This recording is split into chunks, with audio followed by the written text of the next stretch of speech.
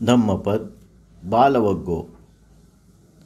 मासे मासे कुसगेन बालो भुज्येत भोजनं नसो सर्वत धम्मानं कलं अघ्घती सोलसी।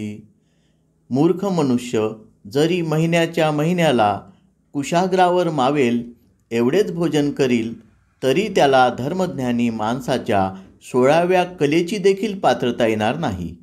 अर्थकथा: मागील जन्मातील एका दुष्कृत्याचा परिणाम म्हणून एक तपस्वी विष्ठा खाऊन राहत असे। एकदा गवताच्या काडीच्या टोकाने थोडेसे लोणी आपल्या जिभेच्या टोकावर ठेवले। बुद्ध त्याच्याकडे गेले आणि त्याला अरतपद साध्य करण्यास उद्युक्त केले।